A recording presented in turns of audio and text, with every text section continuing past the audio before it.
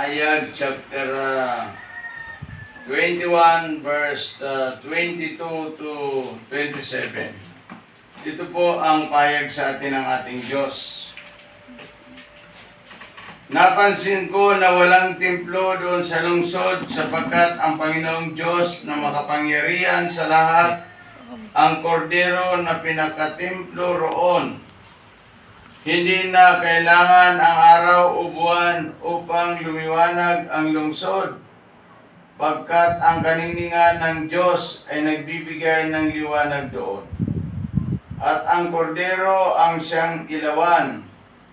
Sa liwanag nito ilalakad ang lahat ng tao, at dadalhin doon ng mga hari sa lupa ang kanilang kayamanan. Mananatiling bukas ang buong maghapon ang pintuan ng lungsod, sapagkat hindi nasasapit doon ang gabi. Dadalhin ng lungsod ang mga mariringal ng mga bansa, ngunit hindi makapapasok doon ang anumang bagay na marumi sa paningin ng Diyos.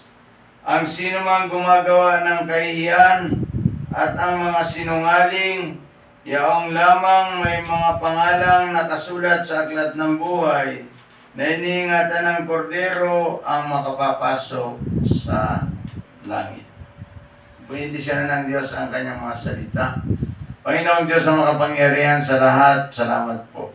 Samahan mo ang mga salita mo, buksan mo ang mga puso ng maraming makikinig at pagpapalain mo. So umagang ito, ikaw siya manguna sa aming pagpapala. Sa ngalan ni Jesus. Amen. Ang talatang ito, sabi ng Biblia, na ang title nito ay The Lord is Light. The Lord is Light. Ang Panginoon ay ilaw. Ang liwanag ang Panginoon at siya ang ilaw at lumiliwanag sa lahat. Dito sinasabi ng Panginoon, yung ilaw na akong ang ilaw ang ating Diyos, kapag ito'y tinanggap ng isang tao bilang Panginoon niya, at tagapagligtas ang kanyang buhay bilang Kristiyano, ito'y lumiliwanag sa iyong mga kasama. Kaya yung mga kasama natin ay maliligtas sila, sapagkat yung Diyos na tinanggap natin na makapangyarihan, lumiliwanag ito sa mga tao. Kasi sabi dito, dadalhin ng mga bansa ang kanilang mga kayamanan at makakalakad sila dahil doon sa liwanag na ibinibigay ng ating Diyos. Na wala doon templo sa langit, kundi ang pinakatemplo doon ng ating Panginoong Jesucristo. Ito yung nagliliwanag sa tao. At ito ay naranasan ng mga taong binago ng Diyos. Na tayong mga tao bilang binago ng Diyos, na tinatawag nating mga born again Christian, kapag si Kristo ay tinanggap mo bilang Panginoon at tagapagligtas ang iyong buhay, magliliwanag ito sa lahat ng mga tao. Kaya nakakakilala ang maraming mga tao, di ba? Kaya nakakakilala sila. Dahil ang mga tao ay patuloy na naliliwanagan ng mga salita ng Diyos. Sino sa inyo ang may dalang ilaw na kadiliman? Sino ang may dala sa inyong ilaw na madilim ang inyong ilaw? Sabi dito, tingnan mo, Verse 24, sa liwanag nito ilalakad ang lahat ng tao at dadalhin doon ng mga hari sa lupa ang kanilang kayamanan. Makakalakad pala ang lahat ng tao dahil sa liwanag ng Diyos.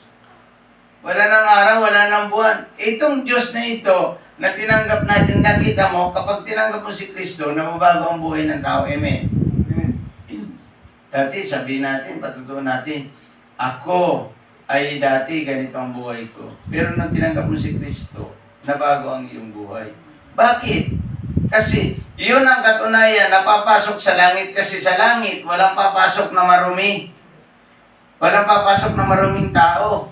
Walang papasok na marumi ang gawa mo. Walang papasok doon sa langit. Kaya lahat ng mga sinungaling, mga manggagaway o lahat ng mga bagay na ginagawa natin na labag sa Diyos, ay hindi kayo makakapasok sa karya ng Diyos. Wala pong papasok doon. Kasi doon ay walang makakapasok na marumi, walang magnanakaw eh. Kaya nga bukas ang templo ng Diyos eh. Bukas ang templo ng Diyos sa araw at gabi, wala itong sarahan. Sapagkat wala nang magnanakaw na walang marumi sa paningin ng Diyos na makakapasok doon. Yan. And then pangalawa, nothing impure. Ibig sabihin kung una, lights ang Diyos. Pangalawa, nothing impure. Na doon sa langit ay walang marumi na maliligtas. Walang marumi na tatanggapin ng Diyos. Kasi dito, tingnan mo dito sa 27. Ngunit hindi makapapasok doon ang anumang bagay na marumi sa paningin ng Diyos, at ang sinumang gumagawa ng kahiyan, at ang mga sinungaling, yaon lamang may pangalan na nakasulat sa aklat ng buhay, na iniingatan ng kordero ang papasok sa lungsod o sa langit. Iyon palang ating buhay na ipinipilit natin sa mga tao ngayon na kailangan mong may sulat ang iyong pangalan sa aklat ng buhay. Iniingatan ito ng ating Diyos. Iniingatan ito ng ating Diyos.